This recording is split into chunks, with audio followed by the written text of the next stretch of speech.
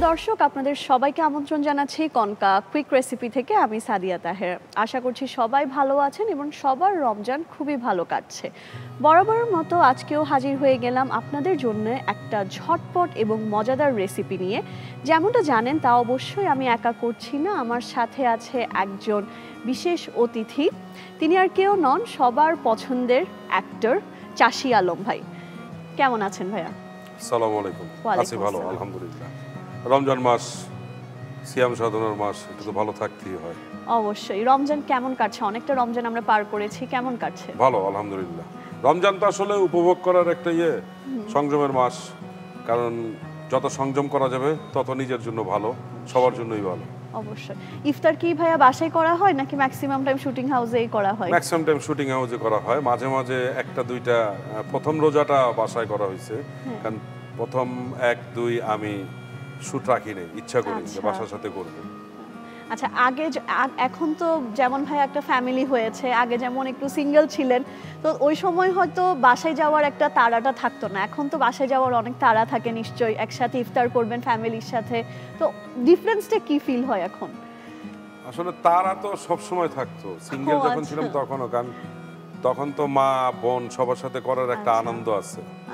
এখন যেহেতু এক্সট্রা হইছে, এই বছর আরো একটা এক্সট্রা হচ্ছে, সেটা একটা নতুন বেবি আসছে। আমার বেবিটার বয়স 8 মাস।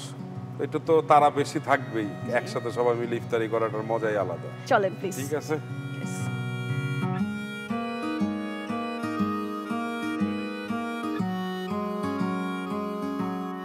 ভাইয়া, অনেক কথা হচ্ছিল জুসের ব্যাপারে, সো আজকে একটা আমরা স্মুদি করব, যেটা কিন্তু খেতে খুব মজাদার বাট অনেক হেলদি। হেলদি জিনিস আপনার খেতে অত পছন্দ না আপনি বলেছেন, কিন্তু এটা খেতেও মজা আর কিন্তু হেলদিও, যেহেতু অনেকে আসলে হেলদি একটা ডায়েট ফলো করতে চায় রমজানে। ঠিক আছে, দেখি কি কলা দেখা যাচ্ছে। হ্যাঁ দর্শক, চলুন দেখে নিই বানানা ডেট স্মুদি বানাবার জন্য আমাদের কি কি উপকরণ লাগছে।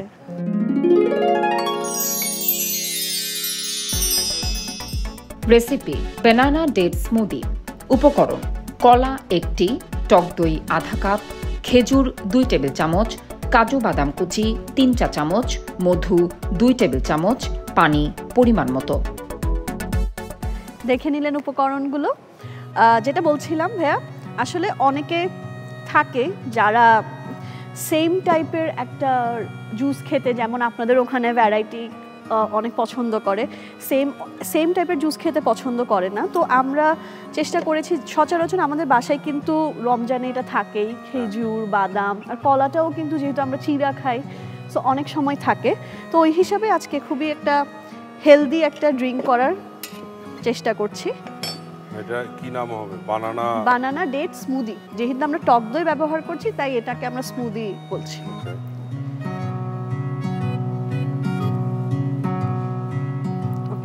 তো এখানে আমি প্রথমে কনকা মিক্সারটা নিয়ে নিলাম, এরপর হচ্ছে আমি একটা কলা নিচ্ছি। এখানে কলাটা একটু কেটে নিব।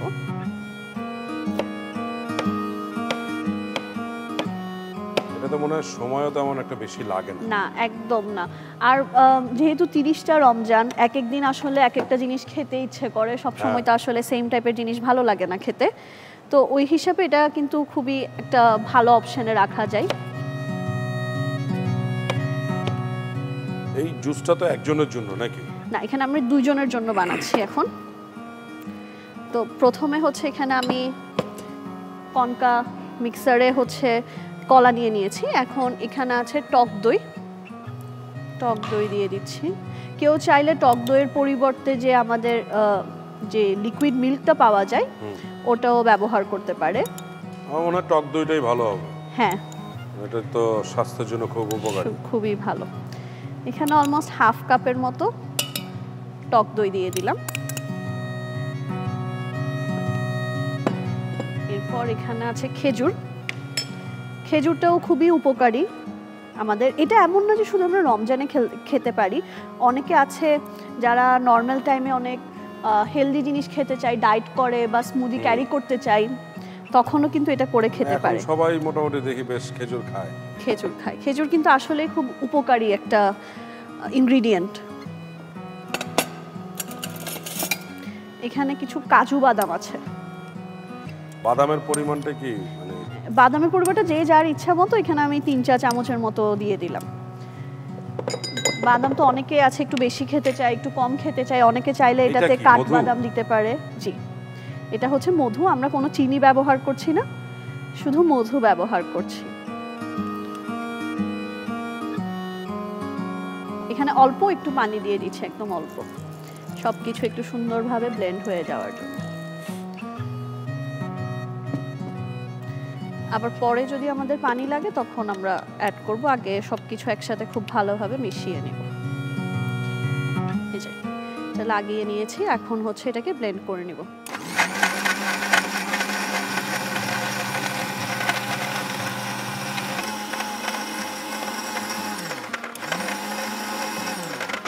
জুসটা ব্লেন্ড হচ্ছে, আর 1 মিনিট আমরা একটু ব্লেন্ড করে সার্ভ করি। এটা হয়ে গিয়েছে, এখন হচ্ছে এটা আমরা পরিবেশন করে নিব।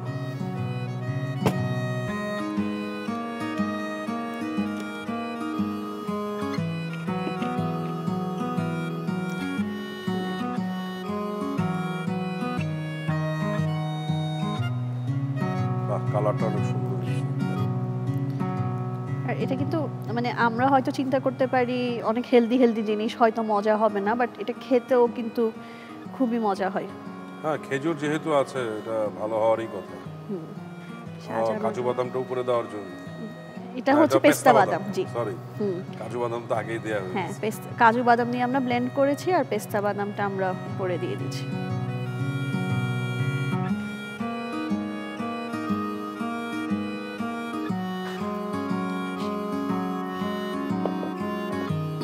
ভাইয়া, এই ঝটপট বানানা ডেট স্মুদিটা আপনার জন্য। থ্যাংক ইউ, কিন্তু এখন তো আমি খেতে পারছি না। হ্যাঁ, আমরা একসাথে ইফতার করব, তখন খাবো অবশ্যই। তাহলে একটু ফ্রিজ করে রাখলে মনে হয় একটু ভালো হবে। হ্যাঁ, আমরা দুটো এখনই ফ্রিজ করে রাখবো। তাহলে একটু রেখেই দেন। আচ্ছা, অবশ্যই। ঠিক আছে ভাইয়া, আমি তাহলে এটা কনকা ডাবল ডোর ফ্রিজ আছে এখানে, তাতে রেখে আসছি।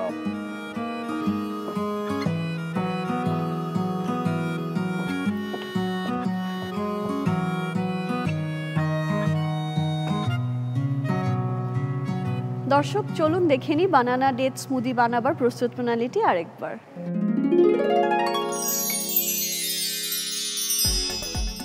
রেসিপি বানানা ডেট স্মুদি প্রণালী। প্রথমে কঙ্কা মিক্সারে কলা কুচি দিন, এরপর টক দই, খেজুর, কাজু বাদাম কুচি, মধু এবং পানি দিয়ে ভালোভাবে ব্লেন্ড করে গ্লাসে ঢেলে সাজিয়ে পরিবেশন করুন দারুণ স্বাদের বানানা ডেট স্মুদি। দেখে নিলেন প্রস্তুত প্রণালী। থ্যাংক ইউ সো মাচ ভাইয়া, আপনার বিজি স্কেডিউল থেকে আমাদের জন্য সময় বের করেছেন, খুবই ভালো লেগেছে। আর আপনার জন্য রয়েছে কনকা পরিবারের তরফ থেকে একটা গিফট। থ্যাংক ইউ কনকাকেও, thank you Konka quick recipe যারা কলা কুশলী ছিল তাদের সকলকে থ্যাংক ইউ। দর্শক, দেখে নিলেন আরও একটি ঝটপট রেসিপি, অবশ্যই এটা বাসায় ট্রাই করবেন। ইফতারে কিন্তু এটা খুবই ভালো লাগবে ঠান্ডা ঠান্ডা খেতে। অবশ্যই সবাই ভালো থাকবেন, সুস্থ থাকবেন এবং কনকা কুইক রেসিপি দেখতে থাকবেন।